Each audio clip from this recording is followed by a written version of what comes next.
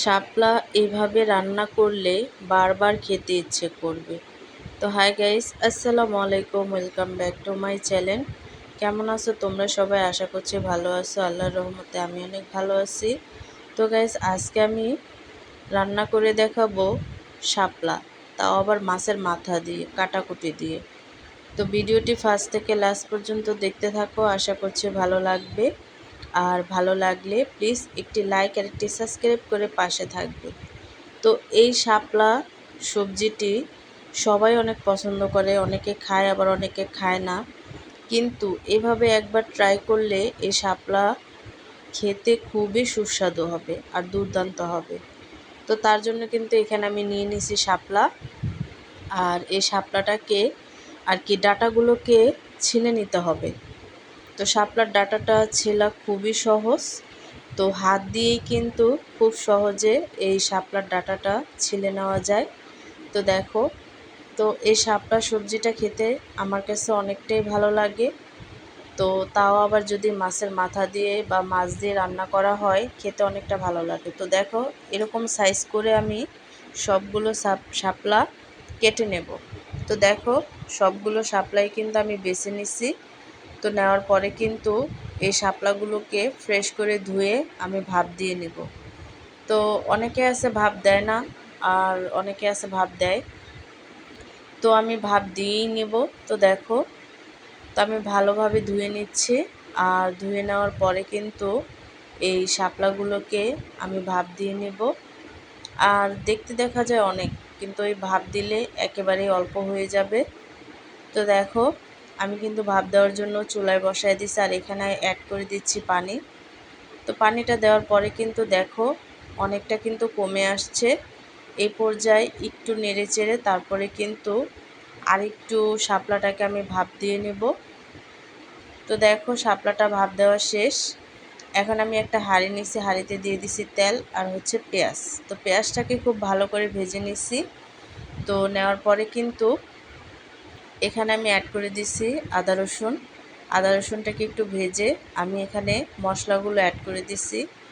আর যেহেতু শাপলা, তো শাপলায় মশলাটা আমি একটু কমই দিই, আর কি কম দিলে অনেকটা ভালো লাগে। তো মশলাটাকে কষিয়ে নিছি। কষানোর পরে তারপরে কিন্তু এখানে আমি ইলিশ মাছ ছোট ছোট টুকরো করে, আর কি মাথা যে কাটা আছে সেগুলো ছোট ছোট টুকরো করে আমি এখানে অ্যাড করে দিচ্ছি। আর অ্যাড করার পরে কিন্তু এই মাছের মাথাটাকে ভালো করে কষিয়ে নিছি। আর কষানোর পরে এখানে আমি অ্যাড করে দেব ভাপ দিয়ে রাখা শাপলা। তো শাপলাটা দেওয়ার পরে কিন্তু অনবরত নেড়ে চেড়ে আমি মশলার সাথে মিক্স করে ভালো করে একটু কষিয়ে নেব। তো এটা যেহেতু কাটাকুটি, তো এই কাটাকুটি দিয়ে কিন্তু একটু ভালোভাবে কষিয়ে নিতে হবে। তো দেখো, অনবরত নেড়ে চেড়ে তারপরে কিন্তু আমি এই শাপলাটাকে কষিয়ে নিচ্ছি। তো নেড়ে চেড়ে দেখবে যে শাপলাটা আরেকটু কমে আসছে। তো দেখো, আমি কিন্তু এই শাপলাটাকে অনেকক্ষণ পর্যন্ত রান্না করছি। রান্না করার পরে কিন্তু অনেকটাই কমে গেছে আর কষানো হয়ে গেছে। তো আরেকটু অনবরত নেড়ে চেড়ে নেব। আর এই শাপলাটা যতটুক রান্না করবে দেখবে আস্তে আস্তে কমে যাচ্ছে। তো দেখো, আমি কিন্তু একেবারে শুকিয়ে ফেলবো। তো হালকা একটু ঝোল দিয়ে, এই ঝোল দিয়েই কিন্তু আমি একেবারেই শুকিয়ে ফেলবো, আর কি চড়চড়ি করে ফেলবো। যেভাবে গুঁড়া মাছ আমরা রান্না করি সেইভাবে করে ফেলবো। তো দেখো, শাপলাটা কিন্তু হালকা হালকা চিপচিপে আছে, আর কি হালকা ঝোল আছে। তো এই পর্যায়ে নেড়ে চেড়ে আরেকটু রান্না করে নেব। আর রান্না করতে করতে দেখবে ঝোলটা একেবারেই শুকিয়ে গেছে, আর শুকিয়ে একেবারে চড়চড়ি হয়ে গেছে। তো দেখো, অনেকটাই চড়চড়ি হয়ে গেছে।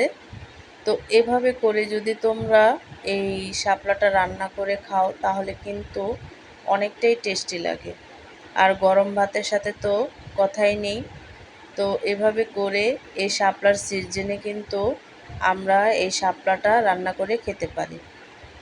তো আজকের রেসিপিটা কেমন লাগছে অবশ্যই কিন্তু কমেন্টে জানাবে। তো অন্য কোনো রেসিপি নিয়ে তোমাদের মাঝে আবার চলে আসব। আজকে এই পর্যন্তই। সবাই সুস্থ থাকবে, ভালো থাকবে, আর এই শাপলাটা অবশ্যই ট্রাই করবে। আল্লাহ হাফেজ।